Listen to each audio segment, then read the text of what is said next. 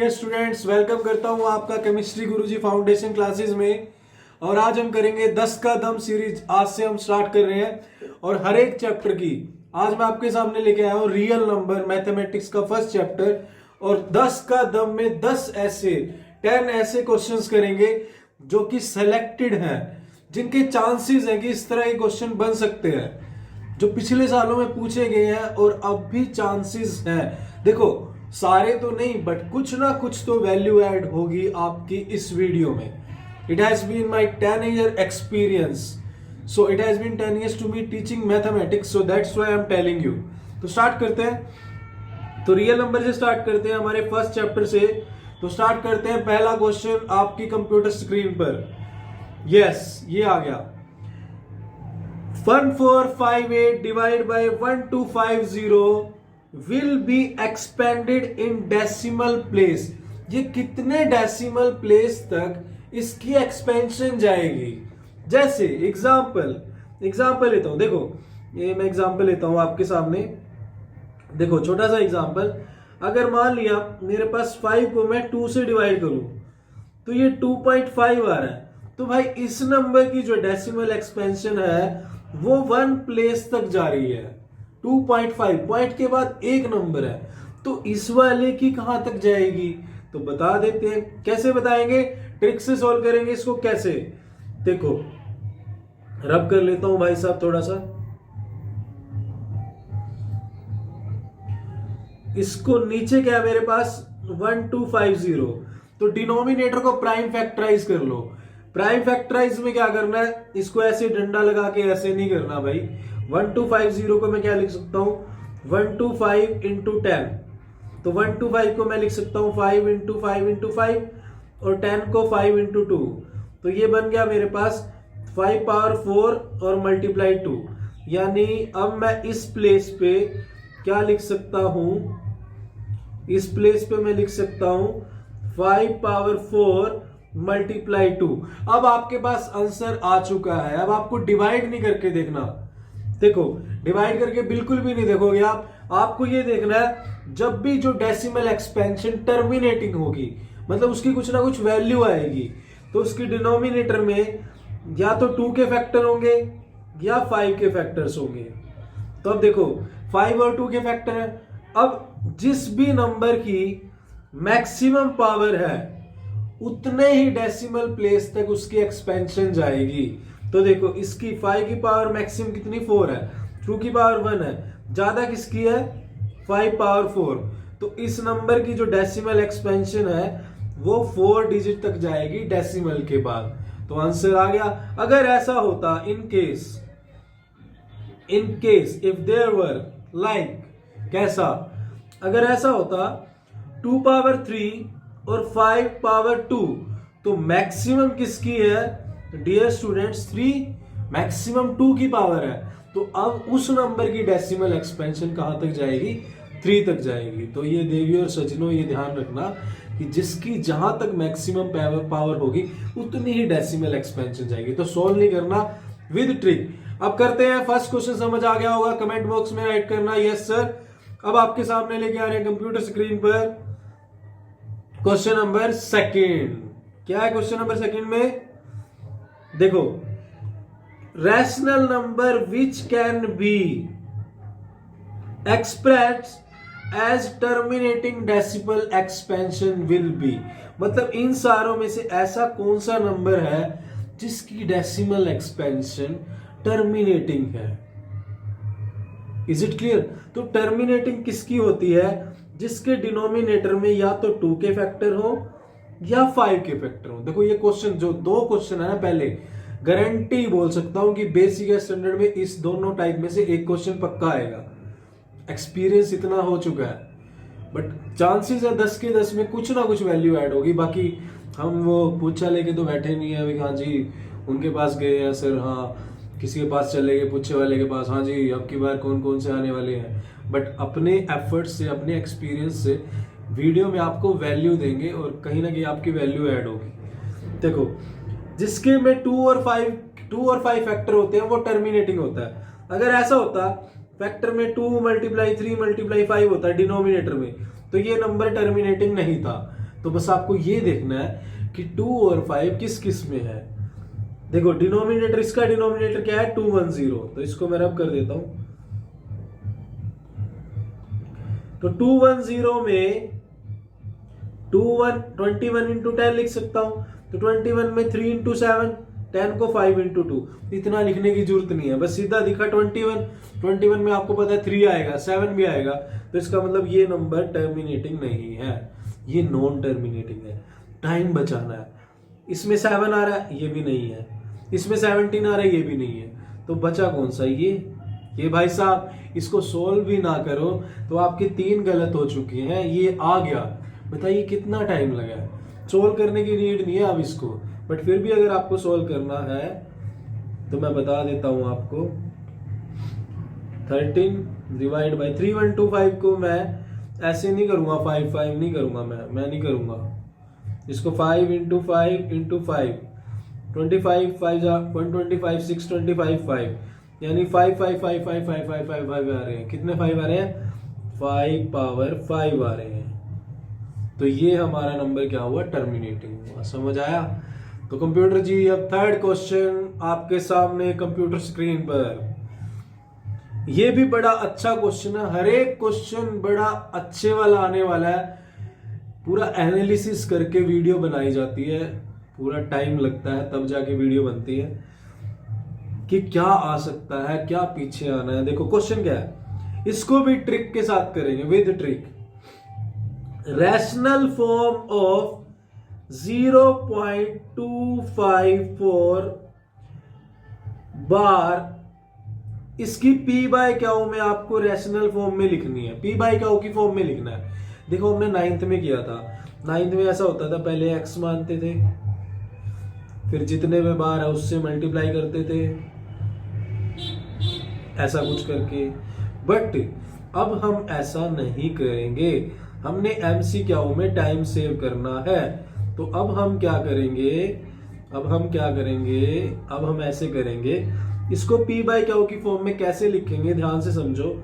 देखो 0.254 इसके ऊपर बार है, तो क्या करोगे, देखो सबसे पहले क्या करो, 254 लिख दो, तो जितने के ऊपर बार था उतने 9 लगा दो। बट ऊपर 3 डिजिट है, नीचे 2 है, तो 1 0 और लगा दो, दोनों के डिजिट बराबर कर लो।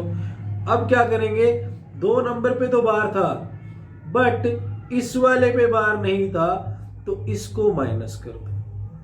समझ आया। दोबारा से बता देते हैं।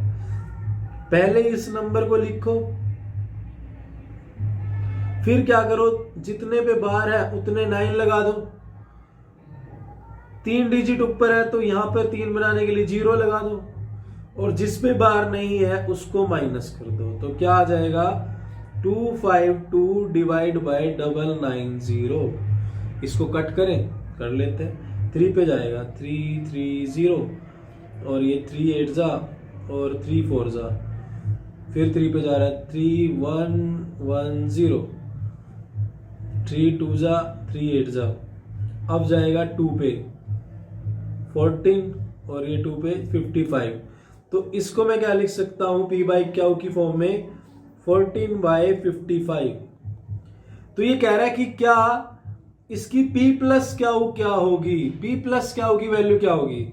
तो P ये है हमारे पास, क्यू ये है, तो दोनों को जोड़ दें तो 14 + 55 क्या होता है डियर स्टूडेंट, 69। तो आपका आंसर क्या है, ये। Is it clear.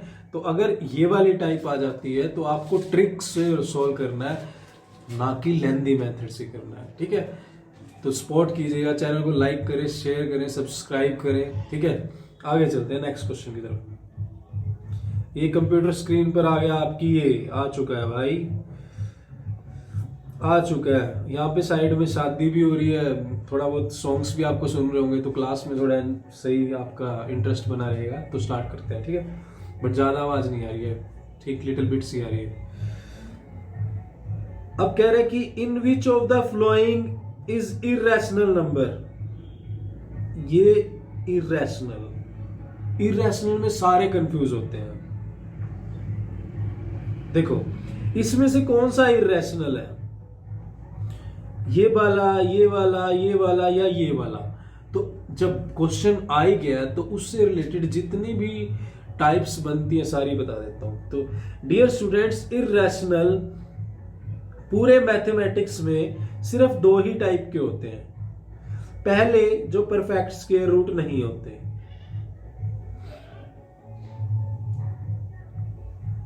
जो परफेक्ट स्क्वायर रूट नहीं है, ठीक है, इज इट क्लियर। और दूसरे जो एंटी एनआर है, एंटी एनआर मतलब anti NR,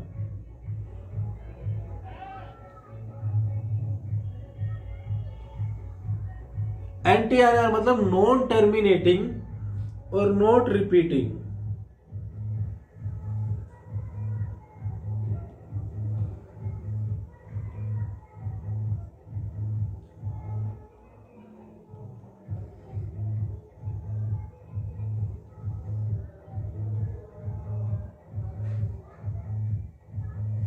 non terminating not repeating, जैसे ना तो टर्मिनेट हो ना ही रिपीट हो। साथ साथ एग्जांपल देता हूं।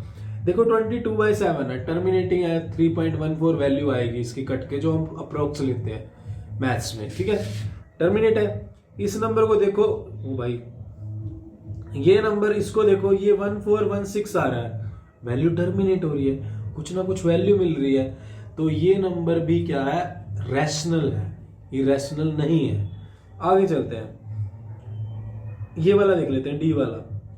डी वाला 3.1414 पे बार है, मतलब ये नंबर खत्म तो नहीं हो रहा बट रिपीट हो रहा है। बार का मतलब क्या होता है, नंबर रिपीट हो रहा है, बार बार आ रहा है। बार का मतलब होता है नंबर बार बार आ रहा है। तो ये नंबर क्या है, हमारा रैशनल है। इसको देखो डियर स्टूडेंट्स, देवी और सजनों, इसको देखो 3.14 144 1,444, ये नंबर आगे डैश डैश डैश, खत्म तो हो ही नहीं रहा। नॉन टर्मिनेटिंग है, हाँ जी है। क्या रिपीट हो रहा है, नहीं हो रहा। पहले आया 14, फिर 144, फिर 1,444, भाई रिपीट भी नहीं हो रहा।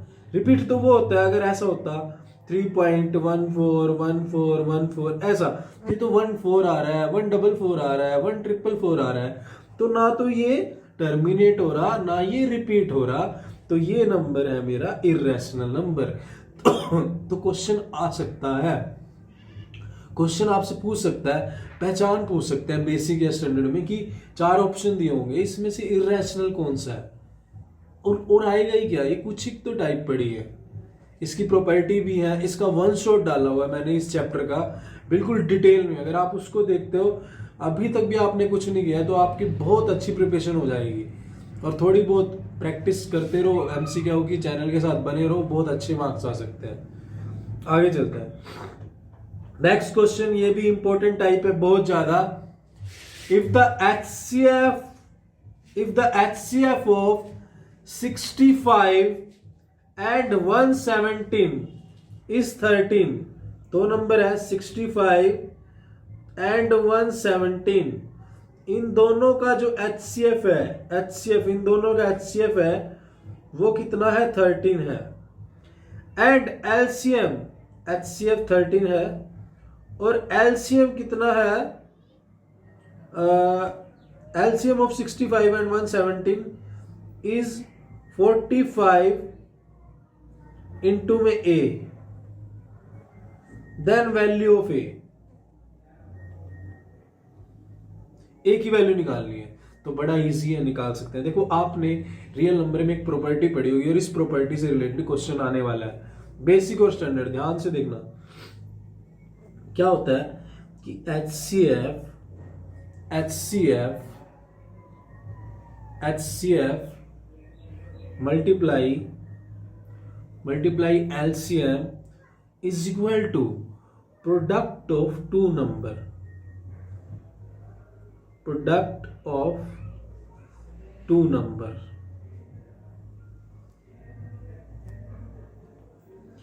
तो दो नंबर का HCF कितना है, 13 है, LCM कितना है, 45 इंटू A है। ये किसके इक्वल होगा, दो नंबर के प्रोडक्ट के। दो नंबर कौन कौन से हैं? एक 65 है और एक कौन सा है? 117 है। समझ आया? तो देखो डियर स्टूडेंट्स, ए निकालना है, ए को यहां पे रखो, बाकी सबको उधर ले जाओ। ये 13 और 45 नीचे। 13 5 जा 65 है ना, 5 9 जा 45, 9 1 जा 9 3 जा, ए की वैल्यू भी 13 है, HCF भी 13 आया और ए की वैल्यू भी 13 है। कंप्यूटर जी ये रहा आपके सामने और आप जीत चुके हैं 1 करोड़ रुपए का इनाम। चले आगे। तो ये था हमारा क्वेश्चन नंबर 5। कंप्यूटर जी अब लेके आ रहे हैं क्वेश्चन नंबर 6, ये स्क्रीन पर बेल वाला क्वेश्चन। स्टेटमेंट में HCF और LCF वाला क्वेश्चन पूछा जाता है। इसके बारे में मैंने डिटेल में बताया हुआ अपने वन शॉट में कि कैसे पहचान करनी है कि LCM निकालें या HCF निकालें। देख लेते हैं, कॉमन सेंस की बात है। देखिए 4 बेल्स, टोल, टोल मतलब बजना, रिंग हुई है एट इंटरवल, एक 10 सेकंड में, एक 15 सेकंड में, एक 20 सेकंड में, एक 30 सेकंड में। पहली बात तो ऐसा होगा नहीं यार, बताओ होगा? ऐसा होगा भाई यार? एक बेल 10 सेकंड पे बज रही है, फिर 15 सेकंड पे, फिर एक 20 पे, मतलब है ना, हो सकता है। चलो हो भी गया। तो अब कह रहा है कि वो इकट्ठी 10 बजे बजी है, 10 बजे इकट्ठी बजी है वो, 10 बजे। Then at what time they will toll together, अब 10 बजे के बाद वो दोबारा कब इकट्ठी बजेंगी? 10 बजे। आप सिंपल सी बात देखो, वो दोबारा कब इकट्ठी बजेगी? जब 10 सेकंड वाली स्टार्ट हुई है और मान लो 10 और 15 की बात करता हूं मैं, छोटा सा एग्जांपल देता हूं। मान लो 10 और 15 दोबारा कब बजेंगे? जब 10 सेकंड वाली दोबारा 10 पे बजेगी, फिर 10 सेकंड बाद बजेगी। जब 10 सेकंड वाली 30 सेकंड में 3 बार बज जाएगी और 15 सेकंड वाली 30 सेकंड में 2 बार बज जाएगी। मतलब अगर ये 10 बजे स्टार्ट हुई थी तो 10 सेकंड और 15 सेकंड वाली दोबारा 10:30 में दोबारा इकट्ठी बजेंगी, क्योंकि 30 सेकंड बाद 10 वाली तो 3 बार बज जाएगी, 10 10 10, और 15 वाली एक बार 15 पे बजी, दोबारा फिर 15 पे बजी, है ना। तो ऐसे ही चारों कब इकट्ठी बजेगी? हम क्या कर रहे हैं, 10 और 15 वाली 30 सेकंड पे बजी है, हमने क्या करा? हमने क्या उनका HCF लिया? HCF नहीं लिया, हमने उनका LCM लिया। भाई 30 उनका LCM है, दोबारा वो उनका ऐसा लीस्ट कॉमन मल्टीपल है जिसपे वो दोबारा बजेंगी। तो पहली बात तो जब भी बेल वाला क्वेश्चन आए, पहली बात तो इन क्वेश्चन में क्या करना है, आपको कॉमन सेंस यूज करनी है, कॉमन सेंस यूज करनी है। और दूसरी बात, बेल वाला जब भी क्वेश्चन आए, देखो रो वाला जब क्वेश्चन आता है तो HCF निकालने होते हैं, रो कॉलम, ये इस तरह का क्वेश्चन कई बार आ जाता है। और बेल वाला अगर क्वेश्चन आए तो उस केस में हमें LCM निकालना होगा। बेल, जब भी बेल रिंग की बात हो, रो कॉलम की बात होती है कई बार, उसमें HCF निकालना होता है। रो कॉलम जैसे भी आर्मी कैडेट्स हैं, उसको इतने नंबर ऑफ रोज में खड़ा करना है, इक्वल नंबर ऑफ रोज में कैसे खड़े होंगे, इस तरह के क्वेश्चंस में। तो अब देखो मैंने आपको कंसेप्ट समझा दिया कि कंसेप्ट क्या कह रहा है। तो अब LCM निकालने से पहले आप वैसे ही कर दोगे इसको, एक 10 है, एक 15 है, एक 20 है, एक 30 है। देखो दोबारा कब बजेंगी इकट्ठी बिना LCM के? 60 सेकंड पे सारी इकट्ठी बजेंगी। 10 सेकंड वाली 6 बार बज जाएगी, 6 टाइम। ये 15 वाली 4 टाइम बज जाएगी, बट 60 सेकंड पे इकट्ठी हो जाएगी।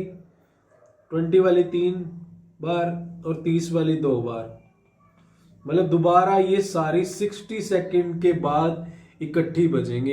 ये 60 सेकंड या इनका या तो LCM लेके निकाल लो, या आपको डायरेक्ट कॉमन सेंस की बात है, प्रैक्टिकल सी बात है।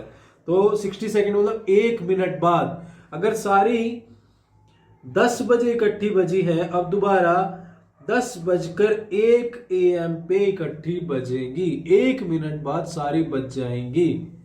समझ आया डियर स्टूडेंट्स? तो आपके सामने हो चुके हैं 6 क्वेश्चन और होपफुली आपको मजा आ रहा होगा, आपकी अच्छी प्रिपरेशन की ट्राई कर रहे हैं, ठीक है। और आप अगर सपोर्ट करोगे तो जोश बढ़ता रहेगा, मोटिवेशन बढ़ती रहेगी, अच्छे से अच्छे कंसेप्ट लेके आते रहेंगे। चलो करते हैं आगे।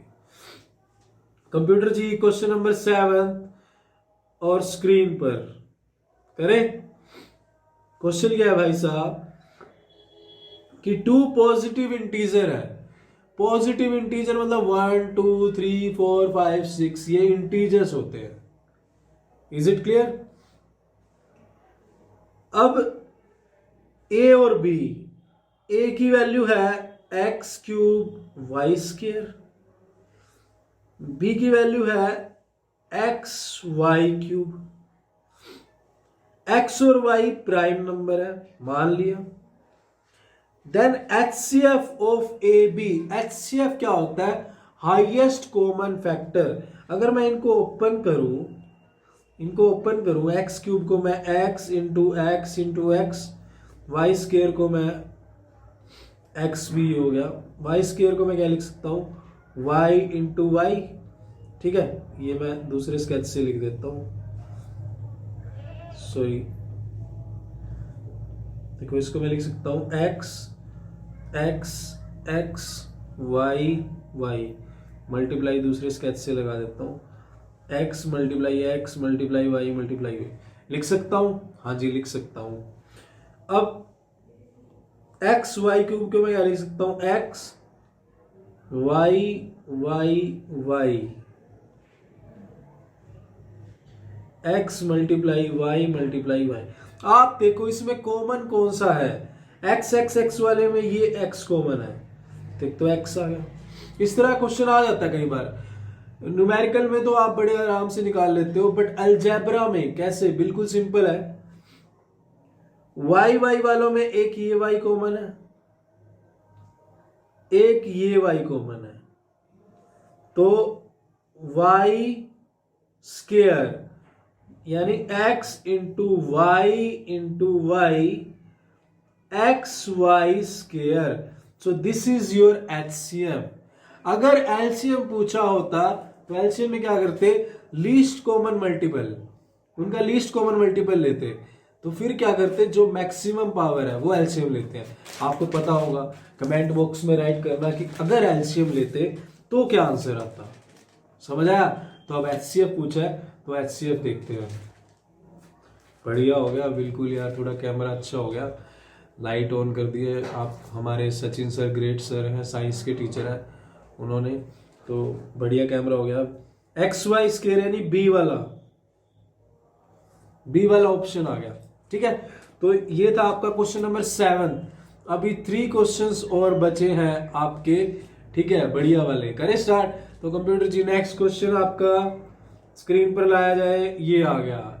इस क्वेश्चन से भी डरते हैं बच्चे, बट इसको हम सोल्व करेंगे ट्रिक के साथ। कैसे? देखो क्वेश्चन क्या है, असर्शन और रीजन की बात करिए। तो सबसे पहला तो मैं इजी टिप्स ये देता हूं असर्शन रीजन में कि दोनों को चेक करो। पहले तो एक भी गलत मिल गया ना, दोनों में से अपना काम बन जाएगा। मतलब अगर एक भी गलत मिल जाता है तो हमें दूसरा चेक ही नहीं करना। आप ऑप्शन में जाओगे जिसमें लिखा हुआ है, 2 ऑप्शन होते हैं लास्ट में, एक में असर्शन रॉन्ग होता है, रीजन रॉन्ग होता है, उनमें से एक आंसर आएगा अगर एक भी गलत हो गया। तो सबसे पहला काम असर्शन रीजन में पहले ये देखो कौन सा गलत है, दोनों को चेक करो। अगर एक भी गलत मिल जाता है तो दूसरा चेक ही नहीं करना, ठीक है। अब देखते हैं। तो इसने रीजन में बोला हुआ है √2 is not a rational number. गलत नहीं है यार, सही है ना। √2 क्या है? Not a rational number. मतलब इसने बोलना तो था √2 इरैशनल नंबर है, but not a rational number बोल दिया। फिर वही पेट डायलॉग है हमारा। तो ये तो सही है भाई साहब, ठीक है। फिर इसने बोला n² - n is divisible by 2 for every positive integer. एक बात बताऊं, इस क्वेश्चन में रीजन है ना जो करेक्ट एक्सप्लेनेशन नहीं है, तो ये बात मान के चलो जो रीजन करेक्ट एक्सप्लेनेशन नहीं है वो वाला ऑप्शन आएगा। रीजन इसकी करेक्ट एक्सप्लेनेशन है ही नहीं है, बट मुझे तो आपको समझाना है तो मैं आपको समझा देता हूं। असर्शन देखते हैं, कह रहा है N square minus N is divisible by 2 for every positive integer. Positive integer कौन से होते हैं? 1 2 3 4 पॉजिटिव। पुट करके देखो यार, सोल्व करके मत देखो, पुट करके देखो। देखो पुट, अगर वैसे इसमें कॉमन भी लेना चाहो तो आप इसको n कॉमन आ जाएगा तो n माइनस 1 भी लिख सकते हो। आप इसको पुट करके देखो, 1 पे तो ये वैल्यू 0 हो रही है, आप इसको 2 पुट करके देखो। आप यहाँ 2 पुट करोगे, 2 फिर 2 माइनस 1 तो ये हो जाएगा 2 इंटू 1 2 आ रहा है। 3 पुट करके देखो, 3 इंटू 3 माइनस 1 तो 3 माइनस 1 2 6 आ रहा है, ये भी 2 से डिविजिबल है।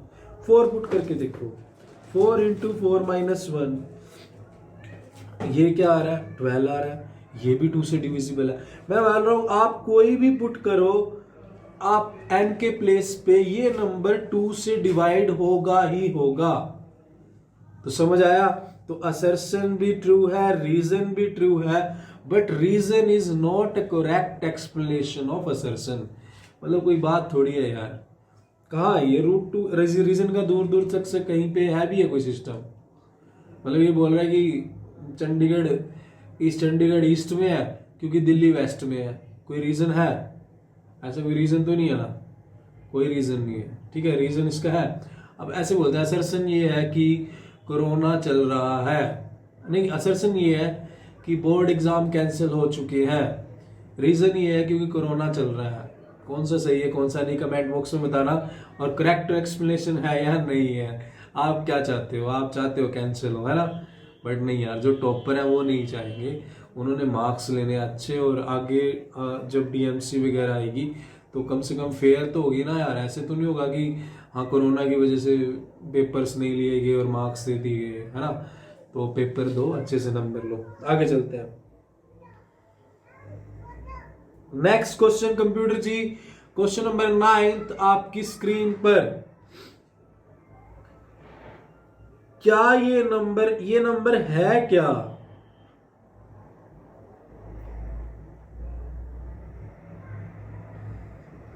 ये आप बताओगे, मुझे कमेंट बॉक्स में राइट करोगे। ये नंबर कौन सा है? ये नंबर है नॉन टर्मिनेटिंग और नॉट रिपीटिंग। ना तो ये नंबर टर्मिनेट हो रहा है, चली जा रहा है, ना ही ये कहीं रिपीट हो रहा है, कहीं रिपीट हो रहा है। तो एनटीआर कौन सा होता है? अभी मैंने पीछे बताया था आपको कि एनटीआर कौन सा होता है, तो ये आप मुझे कमेंट बॉक्स में बताओगे। क्या ये इंटीजर है?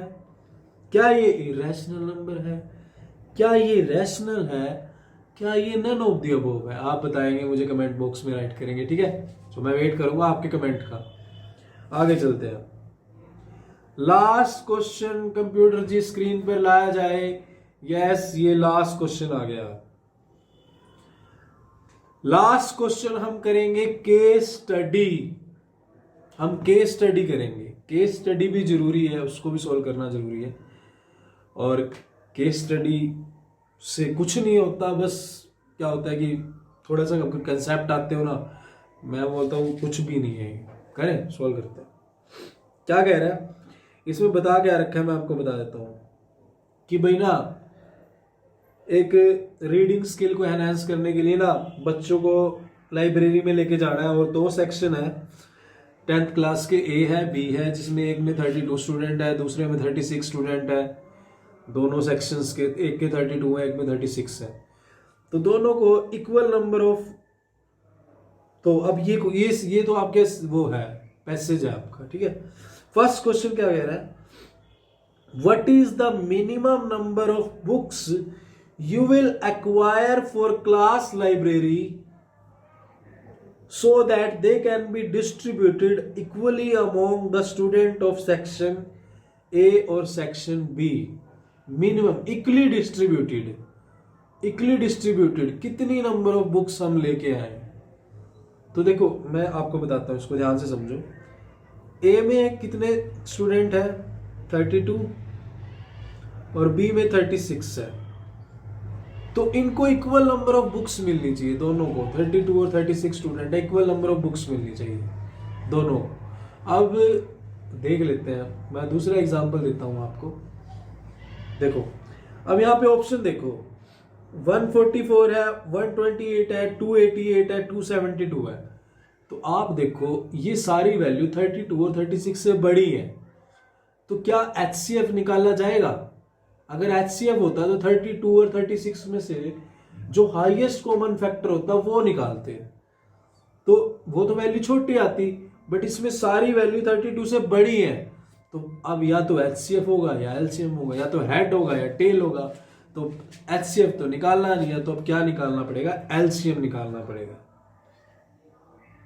तो इन दोनों का एलसीएम क्या आएगा? 32 और 36 का ऐसे ही निकाल लेते हैं सिंपल मेथड से। सिंपल मेथड से करेंगे 4 8 जा 32, 4 9 जा, आगे तो कटेगा ही नहीं है, 9 और 8 है, एक बार 2 पे जाएगा एक बार 3 पे जाएगा, तो ये कटेगा ही नहीं आगे। तो ये हो जाएगा, काट के देखे नहीं कटेगा, आगे 2 पे कटेगा फिर 3 पे, वही बात पड़ेगी दोबारा से। तो 9 8 जा 72, 4 जा 288, तो 288 बुक्स लेनी पड़ेगी ताकि minimum equal number of books आए हर एक स्टूडेंट को। देख लेना 32 पे भी डिविजिबल है 288। अब मान लो अगर सेक्शन ए बैठा है तो 32 स्टूडेंट है, तो सबको इक्वल मिलनी चाहिए। तो 32 288 से डिवाइड करोगे तो देखना कितनी कितनी आएंगी। अगर बी बैठा है तो देखना कितनी कितनी आएंगी। अगर सारे बैठे हैं तो भी कितनी कितनी आएंगी, इक्वल ही आएंगी। तो इसका आंसर आएगा 288 एलसीएम।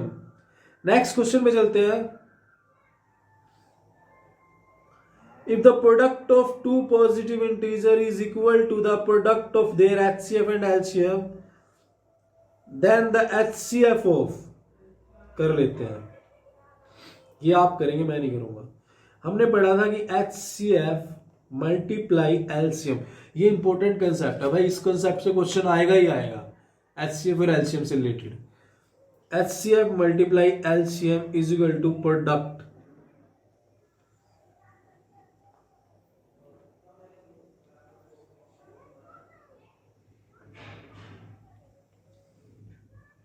Of two number. ठीक है, अब देखो HCF और LCM दो नंबर कौन कौन से है? 32 और 36 है, और एलसीएम दिया हुआ है 288। अभी हमने एलसीएम निकाला था ना पीछे, अभी 1947 में पिछले क्वेश्चन में निकाला था। एचसीएफ कितना आएगा? एचसीएफ कितना आएगा? तो इसको इससे डिवाइड कर देते हैं। तो एचसीएफ 32 इंटू 36 अपॉन 288, कट करें, 8 3 जा 24, 8 6 जा 48, 8 4 जा, ओ भाई ये तो कट गया सीधा। तो HCF कितना आया? 4। HCF आया है 4, ये वाला बी वाला, तो बी वाला आंसर है 4। अब आप मेरे को कमेंट बॉक्स में राइट करना, कमेंट बॉक्स में राइट करना कि 15 और 45 का LCM और HCF क्या आएगा, कमेंट बॉक्स में राइट करना मुझे, ठीक है। आगे चलते हैं कंप्यूटर जी, अगले पैसेज के क्वेश्चंस जो 3 बचे हुए हैं, 5 में से 4 करने हैं, बट मैं आपको 5 के 5 करके दिखाऊंगा, आपकी श्रद्धा है, बट आप भी 5 के 5 ही करके आना, ताकि एक गलत भी हो जाए तो आपका मार्क्स ना कटे। इसके बाद कौन से चैप्टर का 10 का दम चाहिए वो भी मुझे बताना, बट मैं नेक्स्ट चैप्टर लेके आ रहा हूं आपके सामने। इस क्वेश्चन के बाद बताता हूं कौन सा लेके आऊंगा। ये क्वेश्चन देखिए, 36 can be expressed as product of its prime. 36 को उसके प्राइम नंबर के, तो 36 को भाई ऐसे नहीं करना कि आप पहले इसको वो डंडा लगाओ और फिर वो करो, नहीं, इसको मैं 6 इंटू 6 लिख सकता हूँ। 6 को 2 इंटू 3 और 2 इंटू 3, तो 2 और 2 2 बार 2 आ रहा है, 3 इंटू 3 2 बार 3 आ रहा है, 2 2 3 2 3 2। पहले वाला, बहुत खुशनसीब होते हैं वो लोग जिन्हें पहला आंसर मिल जाता है। करें स्टार्ट, नेक्स्ट वाला क्वेश्चन करें। आप क्या करोगे फिर? आप पेपर में करोगे है ना, बढ़िया मार्क्स लेके आने हैं। देखो 7 11 13, और जब भी इस तरह का पेपर में क्वेश्चन दिख जाए तो समझ लेना वो कंपोजिट है।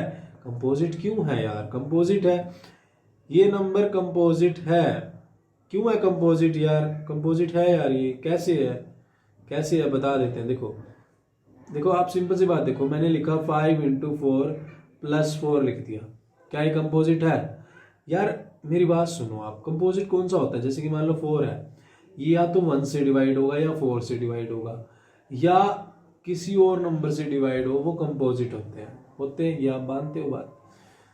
अब मेरी बात सुनो, अगर मैं लिखूं कि 2 इंटू 2, क्या ये कंपोजिट है?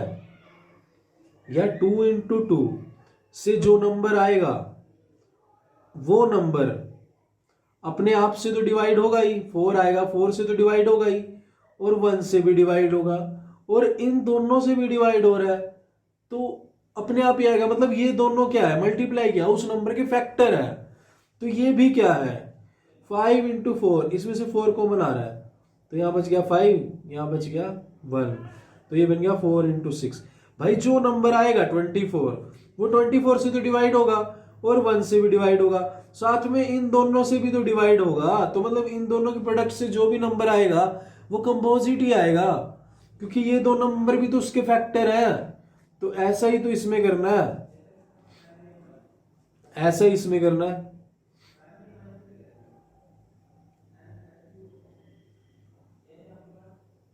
ये वाला 7 क्या चाहता भाई, 11 13 15 प्लस 15, इनमें देखो कॉमन क्या आ रहा है, 15 भाई साहब आ रहे हैं, तो 7 इंटू 11 इंटू 13 और यहाँ पे +1। अब 15 मल्टीप्लाई में ये नंबर, अब जो भी नंबर आएगा वो नंबर इस खुद से तो डिवाइड होगा, 1 से भी होगा, साथ में इस वाले नंबर और इससे भी डिवाइड होगा, तो ये कंपोजिट नंबर है।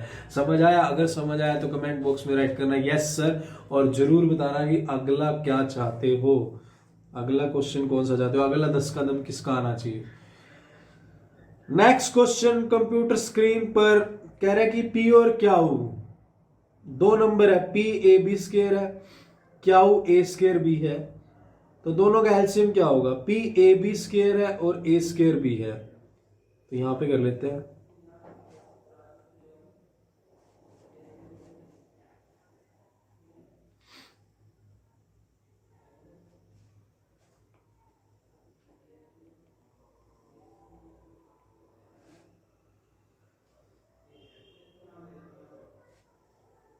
और क्या हुआ है, ए स्क्वायर बी, तो इनका एलसीएम क्या होगा। पहले एलसीएम जब भी निकालना हो तो आप ये देखो नंबर कौन कौन से हैं, दो नंबर है, एक ए है एक बी है।